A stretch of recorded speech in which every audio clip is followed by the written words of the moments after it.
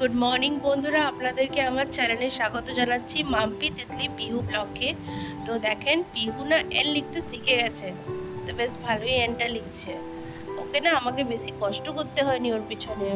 ও না নিজে লিখবার খুব চেষ্টা আছে, ও নিজে নিজে লিখবে বলে। আমিও যদি ওকে হাত ধরে ধরে লেখাবো না, তো না মাম্মি না, একবার খালি হাত ধরে দেখিয়ে দেবো, নিজে নিজে চেষ্টা করবে লিখবার। আবার এখানে এন লিখতে লিখতে আবার এম হয়ে যাবে ওর।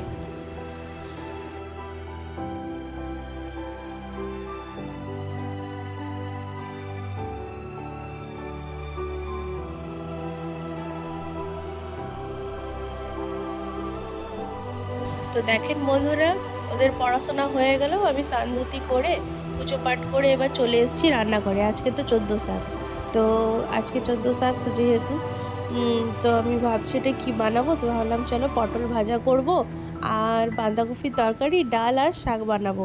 তো এই পটলটাকে একটু ঘষে ঘষে উঠিয়ে নিচ্ছি, আর বেশ দেখেন পটলগুলো কত বড় বড়।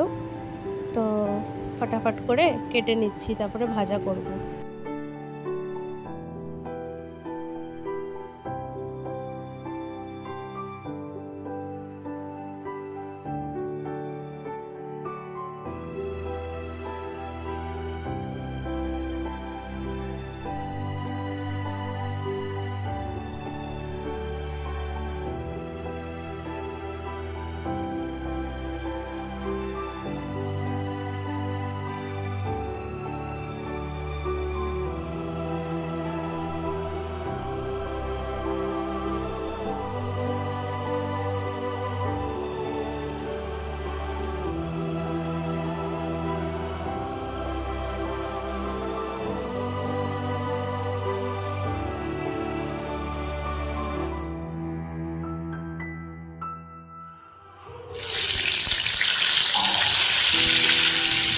দেখেন ভাজাটা বসিয়ে দিচ্ছি, পটল ভাজাটা বসিয়ে দিচ্ছি।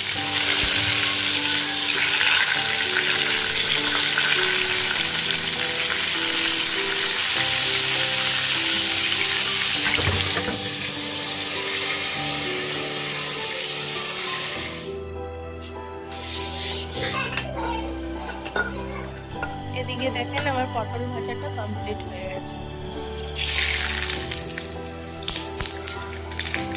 বন্ধুরা দেখেন, এখানে কড়াইতে তেল দিয়ে দিচ্ছি আর শুকনো লঙ্কা আর সর্ষে দিয়ে দিলাম, তো আর এই যে কারিয়া পাতাও দিয়ে দেবো। আজকে ভেবেছি একটুখানি সাম্বারের মতন ডালটা বানাবো। আর এদিকে ডালের মধ্যে সিদ্ধ ডালের মধ্যে টমেটো আগের থেকে দিয়ে দিয়েছিলাম। আর এই ডালটা না আমাকে খেতে খুব ভালো লাগে, আমাকে এত ভালো লাগে কি এই ডাল দিয়ে আমি পুরো ভাত মেখে খেয়ে নেবো, এতই ভালো লাগে। তো দেখেন বন্ধুরা, আমি বাঁধাকপি ফটাফট করে কেটে নিচ্ছি। তো আরেকটা কথা বলছিলাম যে আমার কড়াইটা না আপনারা দেখে কিছু ভাববেন না, কেননা আমার কড়াইটা না ওরকমই হয়ে গেছে। ওর মধ্যে পুরি উড়ি ভাজি তো, তো ওর মধ্যে তেল দিলে না পুরো এরকমই হয়ে যায় কড়াইটা পুরা পুরা। মানে আমি অত মাজি তাও ওরকম হয়ে যায়। আর এখন না আমি না রাইট হ্যান্ডটা না আমার কী হয়েছে জানি না, ব্যথা করে অনেক, জোরে ঘষতে পারি না। আর স্ল্যাবটা এত উপরে কি বাসন মাজতে গেলে পুরো ভিজে যাই আমি। তো যাই হোক, তো আপনারা কিছু মনে করবেন না। আর কড়াইটা না খুব তেলতেলা হয়ে গেছে, আর কড়াইটার মধ্যে রান্না করতেও বেশ ভালো লাগে। তো আপনারা কমেন্টে জানাবেন কি আপনাদের এরকম আছে কি না। তো আমার তো খুব ভালো লাগে এটা, এই কড়াইটাতে রান্না করতে, ছোটও আছে আর বেশ ভালোও লাগে। তো যাই হোক, ফটাফট করে কেটে নিচ্ছি, কেটে দিয়ে তারপরে বাঁধাকপিটা বসিয়ে দিই। আর এদিকে দেখেন আমি উপরে খাবার দেবো বলে তো আমি থালা বার করে নিয়েছি, ছাদের উপরে খাবার দিতে যাব। তো এই থালার মধ্যে আমি একটু ভাত দিয়ে দেবো, সব রকম যা যা বানিয়েছি সব দিয়ে দেবো ভাত ভাত করে। আর একটুখানি আমি সেও বানিয়েছি, সেওই মানে তোমার দুধ দিয়ে সেও দিয়ে বানিয়েছি।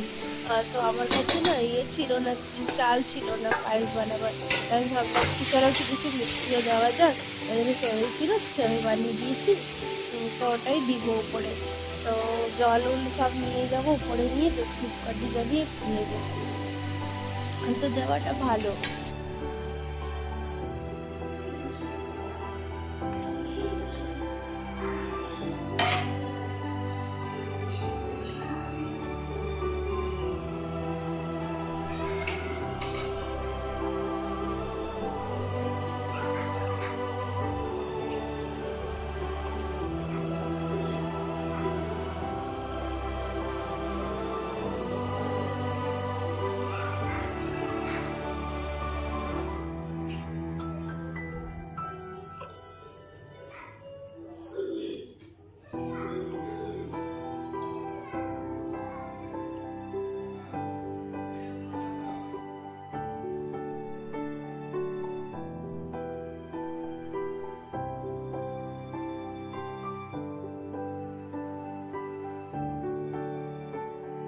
তো বন্ধুরা দেখেন এই যে 14টা প্রদীপ জ্বালিয়ে নিচ্ছি। তো আজকে আমার ব্লগটা আমি এখানেই শেষ করছি বন্ধুরা। কালকে আবার একটা নতুন